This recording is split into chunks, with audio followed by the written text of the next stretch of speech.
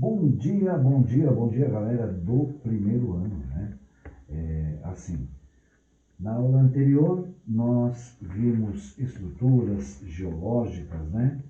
E aí, essa aula nós começamos na 355.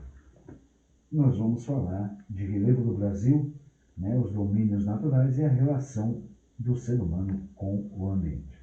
Gravando, né? Gravando para não ficar travando, que estou tendo problema aí de conexão toda hora cai, toda hora cai.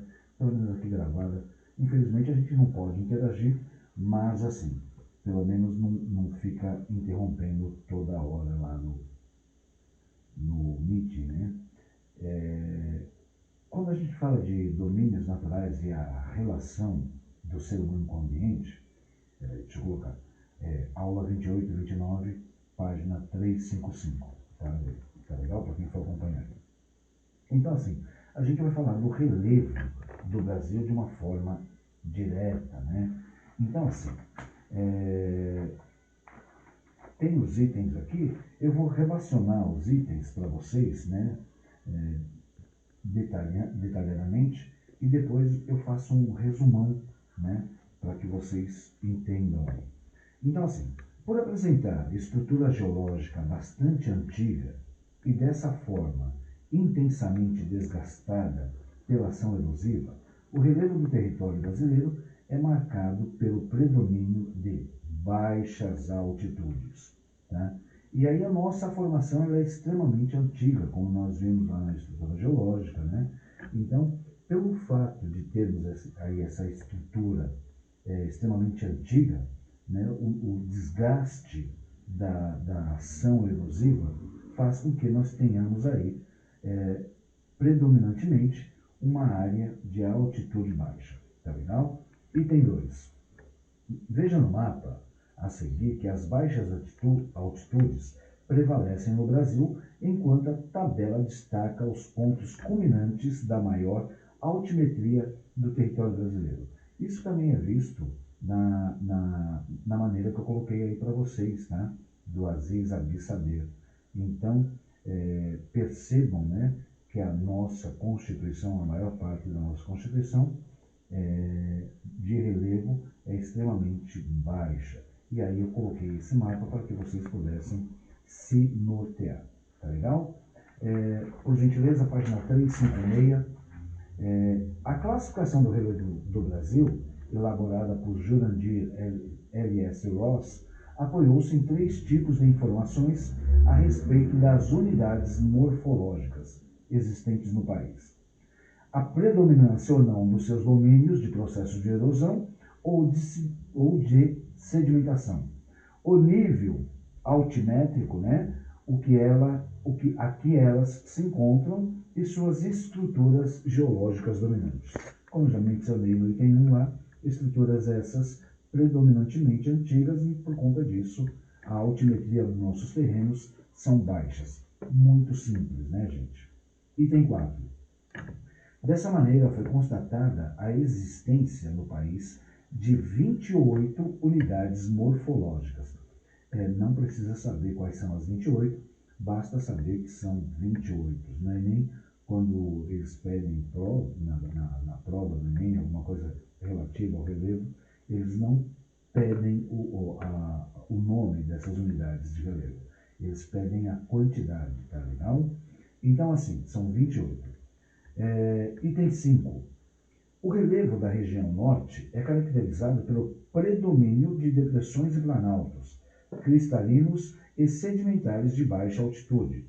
As planícies ocupam aí estreitas faixas de terra ao longo dos rios e nessa região encontram-se aí os pontos mais altos, de maior altimetria do Brasil, que é o Pico da Neblina, né, e o Pico 31 de Março, localizados, respectivamente, nos planaltos residuais norte-amazônicos. E aí está o perfil, né, traz aí o perfil topográfico norte-sul da região norte, tá? Migrem, por favor, aí para a página 357, onde vai falar no item 6 que o relevo da região nordeste é marcado pelo predomínio de planaltos Esses planaltos eles são cristalinos e sedimentares, como os planaltos de chapadas da bacia do Parnaíba e o planalto de Borborema. Entre essas duas formações, observa-se a presença de algumas depressões sedimentares, como a Depressão Sertaneja, acompanhada aí o Vale Médio do Rio São Francisco. Depressões, eu já expliquei para vocês mais uma vez, que são declives, né? E esses declives eles são caracterizados aí com maior incidência na região do Nordeste. Vejam aí a topografia. Tá? Item 7. O relevo sudeste é ocupado em sua maior parte por trechos de unidades morfológicas, sendo elas os planaltos de chapadas da Bacia do Paraná, onde se verifica a ocorrência de rochas sedimentares, vulcânicas e terra roxa, e os planaltos e serras do Atlântico Leste-Sudeste, onde destaca-se aí a ocorrência das regiões serrana, como a Serra do Mar, Serra da Mantiqueira e a Serra do Espinhaço. Entre essas unidades planáuticas da região, encontramos aí um trecho de depressão periférica. E aí está o perfil topográfico, né, do leste-oeste das regiões do centro-oeste e sudeste, cuja maior altitude aí é 2.000 metros, tá? E aí a composição dela, que são terrenos cristalinos e sedimentares. É o que nos compete sabermos, por enquanto, de caracterização do relevo brasileiro. E aí embaixo nós temos o perfil topográfico, né, do leste-oeste, dos planaltos da Serra e serras do Atlântico Leste-Sudeste do estado de São Paulo. Percebam aí que dentro dessa configuração da última, né, da topografia, nós temos aí a Serra da Mantiqueira, que é a maior altitude, e a menor altitude, que é a planície costeira, né, que aí é o Oceano Atlântico. Migrem aí agora para 358.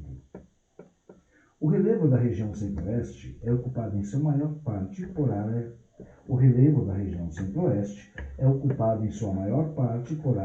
planálticas, como a dos planaltos e a Chapada de Parecis, e um trecho dos planaltos e chapadas da Bacia do Paraná, situada a oeste da Bacia do Paraná. A maior e mais típica das planícies brasileiras, a do Pantanal, situa-se na porção ocidental dessa região, nos estados do Mato Grosso e Mato Grosso do Sul. Item 8. Tá? Item 9. O relevo da região sul é ocupado em sua quase totalidade pelas seguintes formações de relevo: planaltos, chapados da Bacia do Paraná e planaltos e serras do Atlântico Leste-Sudeste. Entre essas unidades planáuticas encontra-se aí o trecho da depressão periférica da borda leste da Bacia do Paraná e a depressão do sul rio-grandense. Além dos planaltos e das depressões citadas, destaca-se aí a planície das Lagoas dos Patos e Mirim. Isso tudo no Rio Grande do Sul. Tem os exercícios da página 358 que não convém que façamos agora. Por que não, professor? Porque antes de entrarmos aí nos exercícios da página 358, eu vou fazer um apanhado geral mais detalhado, mais minimizado do que é o relevo e de como ele é, de como se apresenta o relevo brasileiro, né? Tem o texto, vocês têm o texto de apoio aí no livro texto de vocês, mas eu vou fazer um apanhado geral do relevo, tá? E aí anotem, estejam à vontade para anotar aquilo que vocês acharem inerente ou relevante, tá bom? Então, assim, o relevo do Brasil, ele apresenta diferentes formações que, obviamente, são consequência das ações dos agentes endógenos, né? Todo mundo lembra o que são agentes endógenos, né? Ele é o resultado da energia do interior do planeta e vai se manifestar pela dinâmica ou tectônica das placas. Então, é de dentro para fora. E os agentes exógenos, né, que são associados aí, como nós vimos anteriormente, ao clima da área.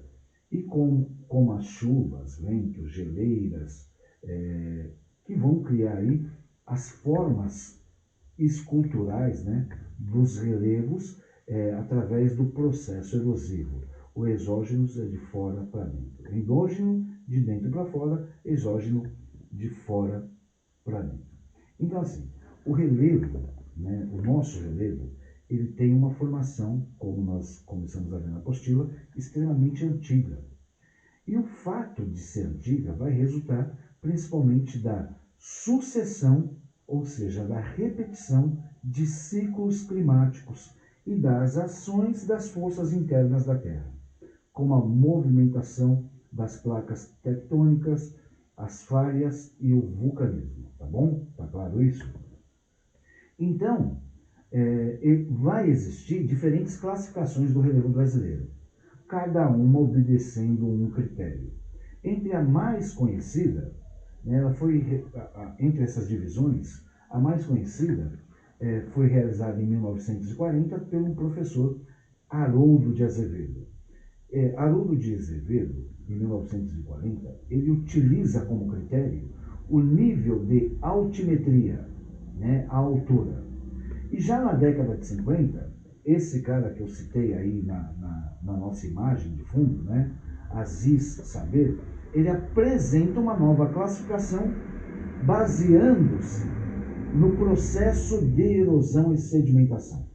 Então, primeiro, Haroldo de Azevedo, ele utiliza o critério, né, um critério diferente de Aziz Saber. O primeiro critério, né, ele caracteriza que o relevo ele se forma pela altimetria. Em passado 10 anos, Aziz Saber, ele apresenta que o nosso terreno ele se caracteriza pela erosão e a sedimentação pelo fato de nós sermos aí extremamente antigos. E a mais recente classificação do relevo, ela surge agora que eu digo, né, entre aspas, em 1995, que é a mais recente, né, no qual o Departamento de Geografia da USP, né, através de um cara chamado Jurandir Ross, ele desenvolve um trabalho e tem como referência para caracterizar o relevo brasileiro, né, um levantamento realizado dentro do Brasil durante a década de 70 a 85, e ele traz um equipamento especial de radar, né, instalado em avião, e ele considera que nós temos 28 unidades de relevo, e esses relevos estão divididos em 3 categorias: planaltos, planícies e depressões. Tá? É a caracterização mais recente de Jurandir Ross. E vamos ver essas 3 caracterizações, que nós já vimos, mas eu vou ressaltar só para rememorá-los.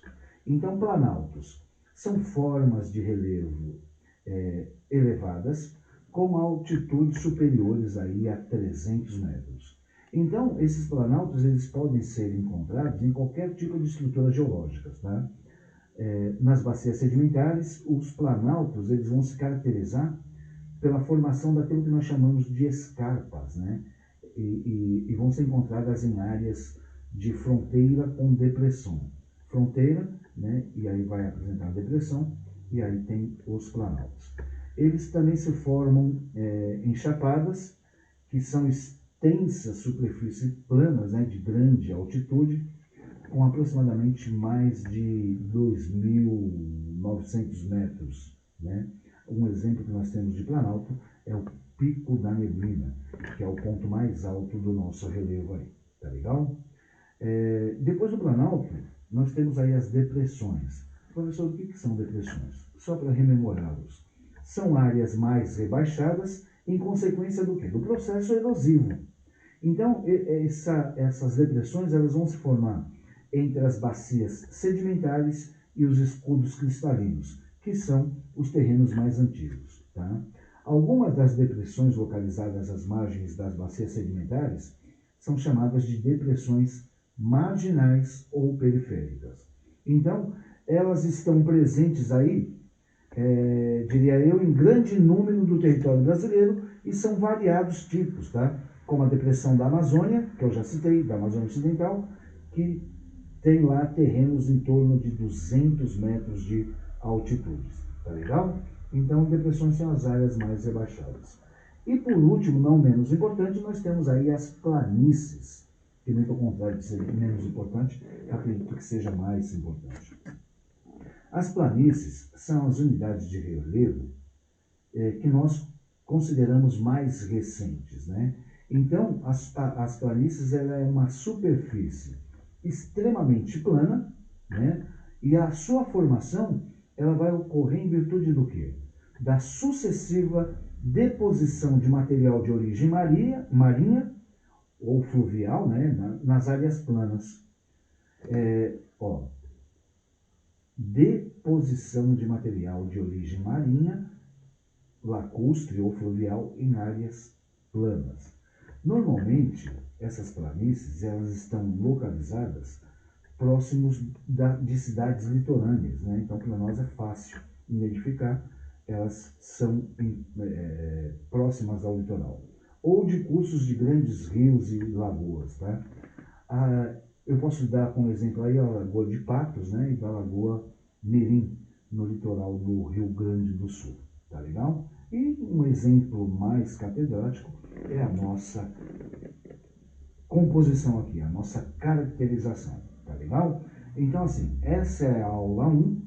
Eu vou parar aqui para disponibilizar o link para vocês. Posteriormente, a gente vai para a aula 2, que eu vou falar de solos. Tá claro isso? Então, até daqui a pouco estamos juntos. E mais uma vez, né, teve dúvida, aquela coisa toda? Coloca lá no grupo. No comentário eu só computo a presença de vocês. Lá no grupo já eu posso detectar as dúvidas e tentar ressarcê-las, tá bom? Já já a gente volta.